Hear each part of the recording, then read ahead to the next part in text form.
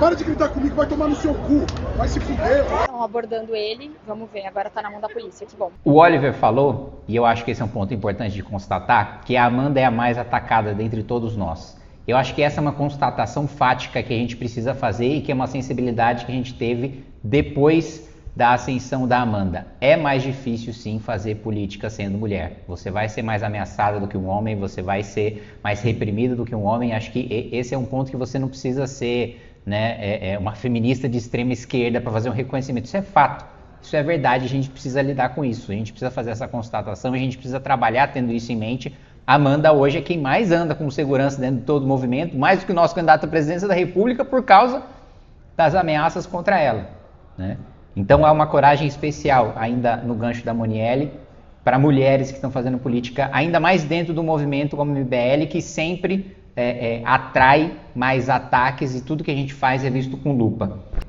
A Amanda falou de aproveitar a jornada, né? Para quem não sabe, já está disponível na Netflix a segunda temporada de One Piece.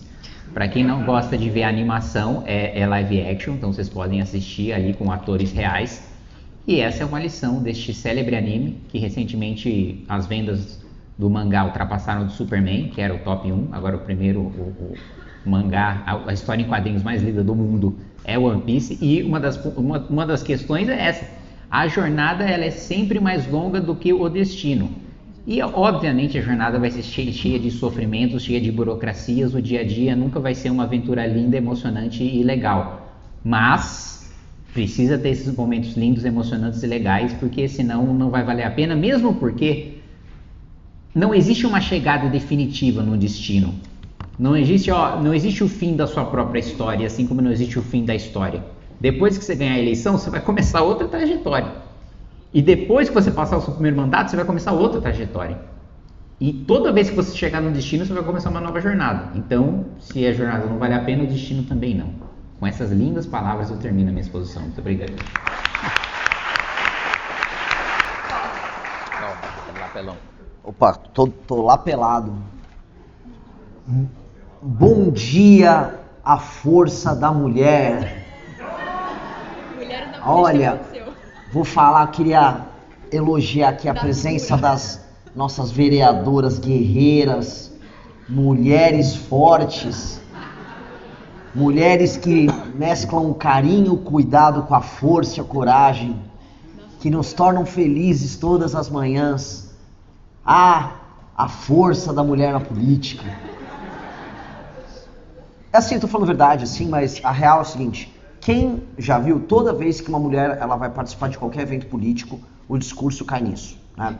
80% das participações femininas na política, eu joguei o número, não é que eu chequei, né? Eu tô botando 80 porque, vamos melhorar, quase todas as vezes que a gente vai ver uma participação da mulher em propagandas eleitorais ou na atividade política, vai entrar no velho clichê olha, a importância da mulher, a força da mulher.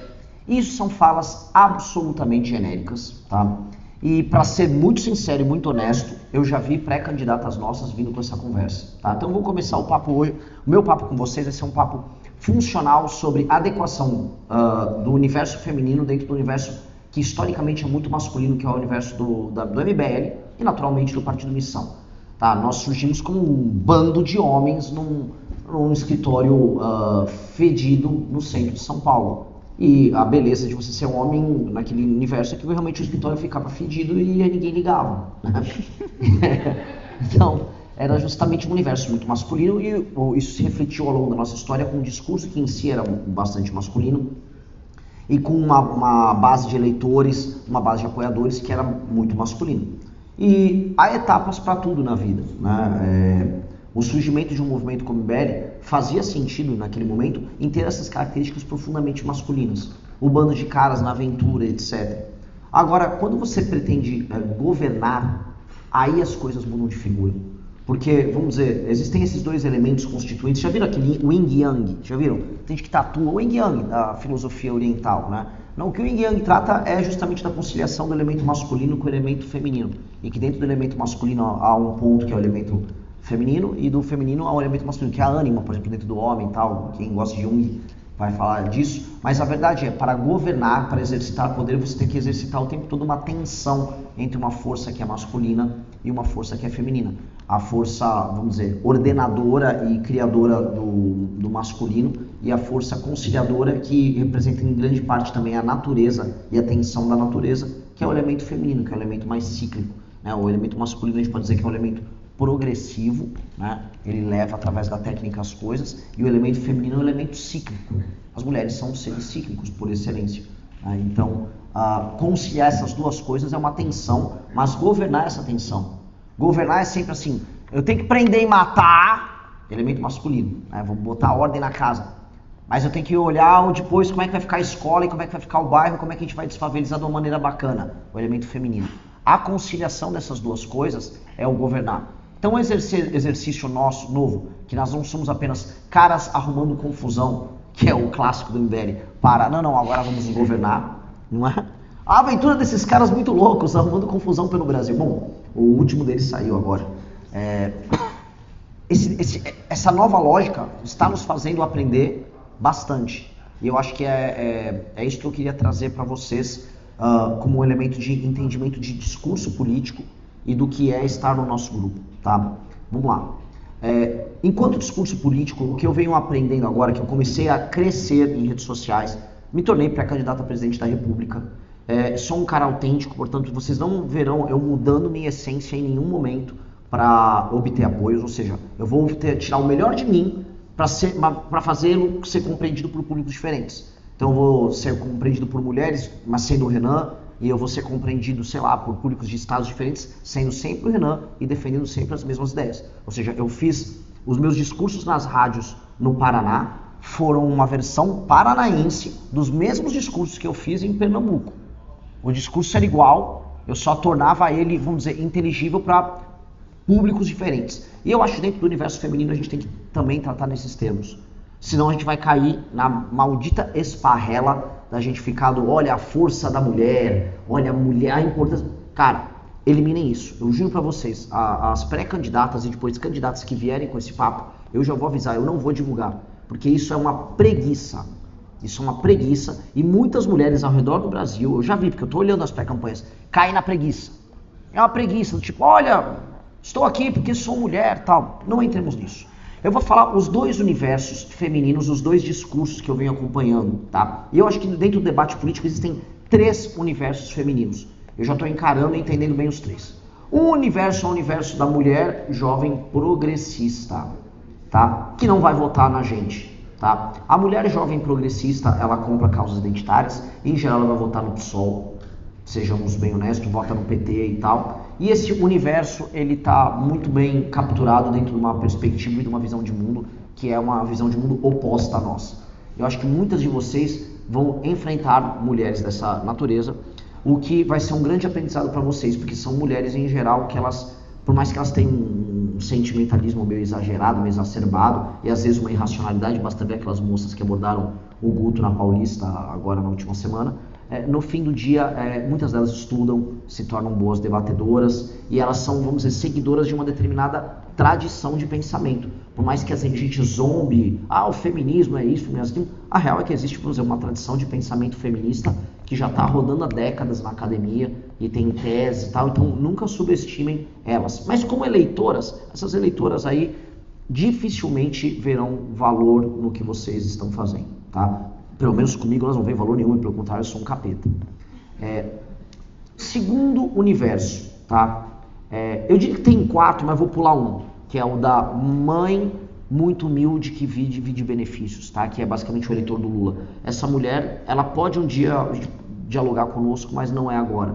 Eu via esse perfil, especialmente no Nordeste, e era um perfil que, assim, o Lula cuida de mim e eu sou leal a ele, e não há muito o que se fazer, tanto que o eleitorado que é menos móvel, ele fica votando permanentemente no Lula já há muito tempo, tá? Mas como esse eleitorado ele nem hoje se comunica muito por redes sociais, eu acho que eu nem vou colocar muito em análise, porque ele não vai trombar muito com vocês, tá?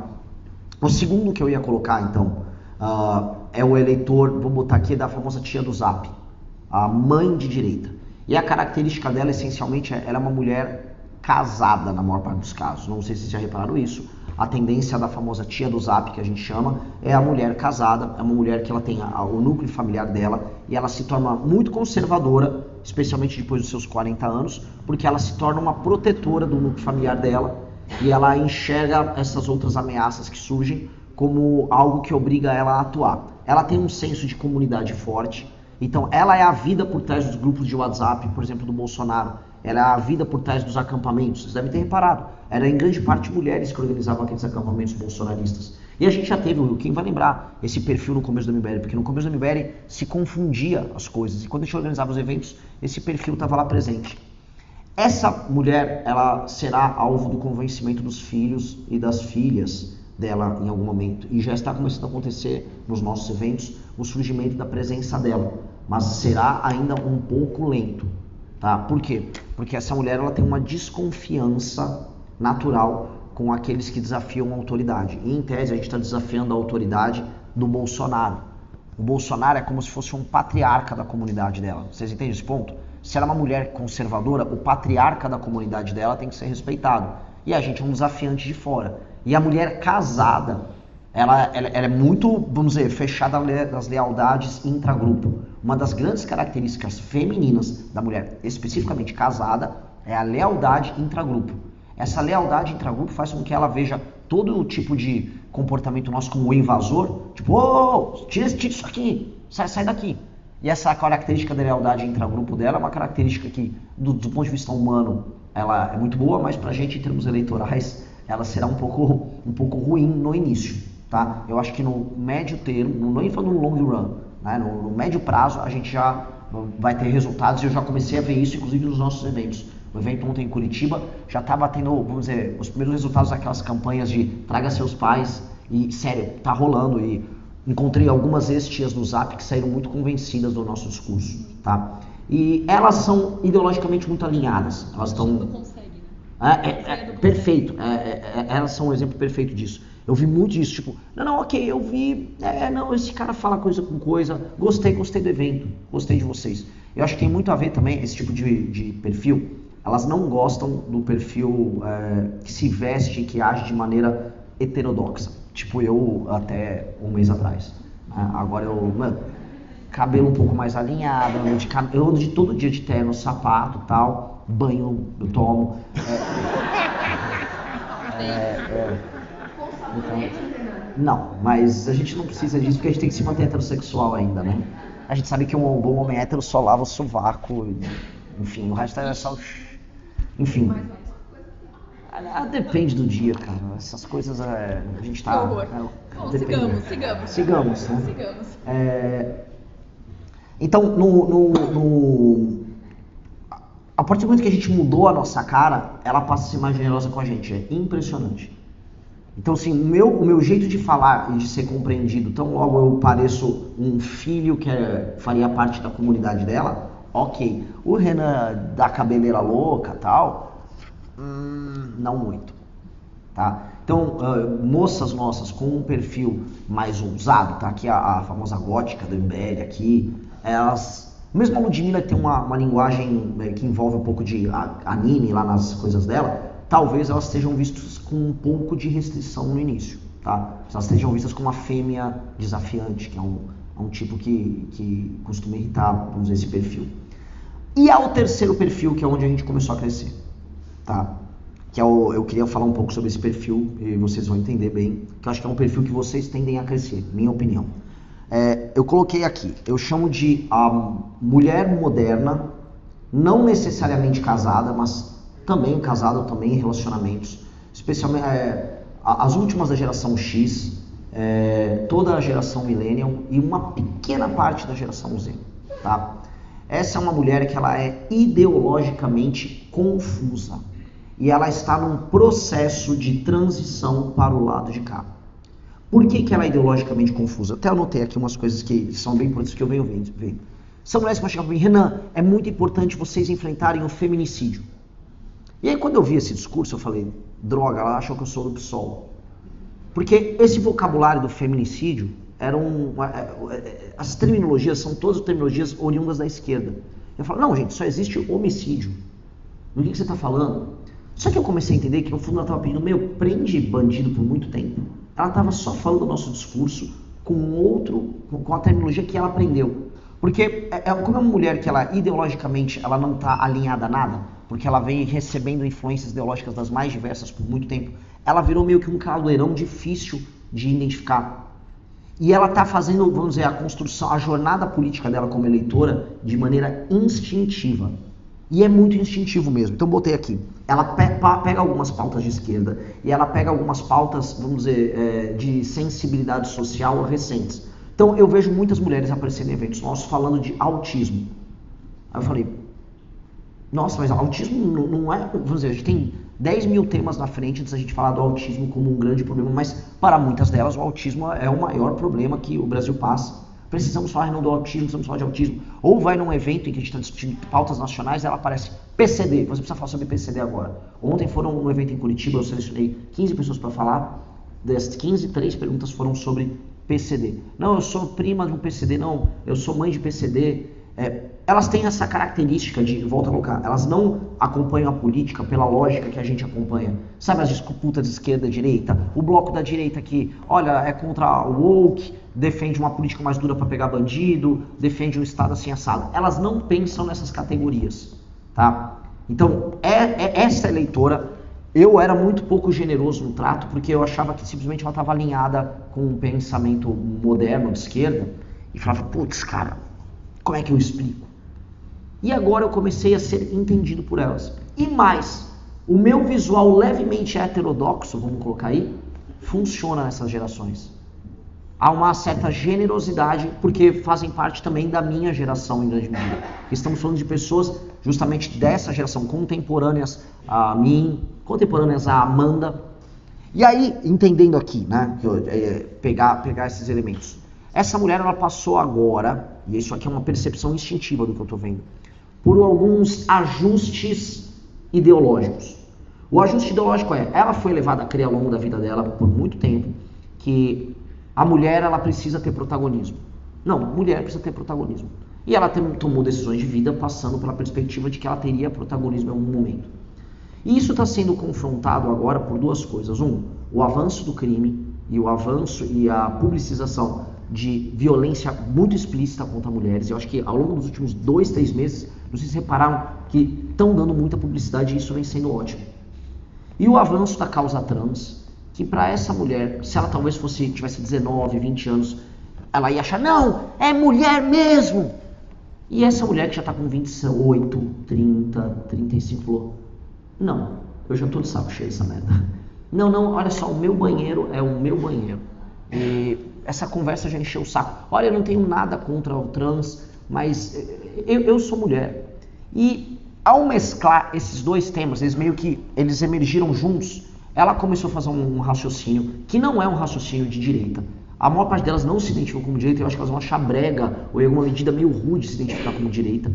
Mas elas querem lei e ordem, então elas querem penas absolutamente rígidas para crimes, puxando por uma temática feminina, que aí entra, volto a colocar, um elemento que eu não compreendia. Essa mulher, ela entendia a política sob o seguinte prisma, porque ela foi ensinada não só na escola, na faculdade, pela imprensa. A mulher é protagonista. Então, quando eu falo assim, eu vou prender e matar vagabundo, há um recorte que eu chamava de egoísta, que eu falei, calma. Ela falou, não, mas tem que prender quem comete o feminicídio. Eu falei, mas a maior parte das mortes são de homens. É homem, na maior parte, que está matando e é homem que está morrendo. E elas, mas fala do feminicídio. Eu falei, mas eu estou falando de tudo. Mas não, fala do feminicídio. Porque a experiência dela, construída sobre entender a questão da violência, é uma questão que é subjetiva e também de grupo. Até porque a experiência da violência que a mulher sofre é diferente da experiência de violência do homem sofre. Então, naturezas diferentes. O homem é um animal pronto para lidar com a violência. A mulher, ela não quer lidar com a violência e qualquer coisa se torna muito mais grave por conta disso, por conta da natureza de cada um. Então, tem um lance de experiência subjetiva em que elas vão falar sobre violência, ou vocês vão falar sobre violência, de uma maneira diferente do homem. E aí eu entendi, no fundo ela está querendo o mesmo discurso meu, tendo como protagonista a mulher nesse elemento. E é essa forma como esse universo está, vamos dizer, vivenciando a chegada dela no nosso universo ideológico. A chegada dessa mulher, dessa eleitora, está se dando nesses termos. E, para mim, isso é maravilhoso. É maravilhoso. Não importa como ela chega, o importante é chegar numa mesma conclusão. A gente está chegando na mesma conclusão. Ah, é lei e ordem. Você quer que o estuprador fique preso pro resto da vida? Eu também. Você quer que o crime violento, o cara que assaltou a mulher na rua fique preso, pô, assaltou a mão armada, 15 anos de cadeia sem progressão? Ah, sem progressão. Eu falei, beleza. Pro homem também se assaltar um homem, né? Beleza. Não, tudo bem, mas não pode fazer isso. Não, tô contigo, mas vamos prender ele bastante? Beleza, então, perfeito. Chegamos todos no mesmo ponto aqui. E eu tô vendo, por exemplo, eu soltei, o Kim veio com a ação, que na verdade a ideia é da Ana, né? Da ação contra, aliás, a gente tá devendo essa pra você, que a gente não ficar sabendo que a ação era tua, mas tudo bem, a gente compra. Lá vem o protagonismo, o protagonismo masculino acaba, desculpa. Mas assim, a ação contra a Erika Hilton, eu tô vendo os comentários no vídeo, eu tô vendo os comentários que eu tô recebendo. E eu, novamente, meu público feminino era muito pequeno. Muita mulher curtindo, e não é a tia no zap que seria naturalmente refratária. É basicamente essa mulher de 30 e tantos anos, de 29 a 40 anos. Não, tô com vocês, nossa, vai pra cima, isso é um absurdo. E quando elas discutem, isso é maravilhoso, nos comentários, com as de esquerda, elas estão usando argumentos de esquerda. Não, mas vocês estão tirando o protagonismo da mulher, não sei. Ok, eu entendi o que está rolando aqui. Ainda está um pouco confuso em termos ideológicos, mas elas já estão tomando lado, sacou? Então o que eu estou aprendendo é a gente ter uma generosidade em entender esse processo. Eu estou tendo que agora me adaptar. E não se chocar ao ouvir um vocabulário ou terminologias que não são comuns pra gente, tá? E eu queria trazer isso pra vocês. Acho que eu tô falando muito, né? Agora acabei de ver, tô prolixo. Tá ótimo. Aqui tem o evento do Guto, mas... Não, que eu vi... Pra concluir. Desculpa, cara. Mas desculpa, galera. Enfim. Mas era isso, eu ia terminar nisso aqui mesmo. Vocês entenderem, vocês mapearem, eu ia jogar esse exercício pra vocês mapearem no círculo de amigas, familiares, esses perfis que eu citei. E aí vocês começarem a preparar comunicações específicas como teste A e B pra vocês. Façam isso, pra vocês verem como é que é a comunicação com cada grupo. Porque eu tô fazendo isso pra mim, e nitidamente tem esses clusters diferentes, e eu vou trabalhar fortemente nisso, e claramente a nossa mensagem chega, mas vai chegar com estratégias diferentes. Enfim, terminei rápido, mas acho que fechou, né? Encadeou. Obrigado, galera.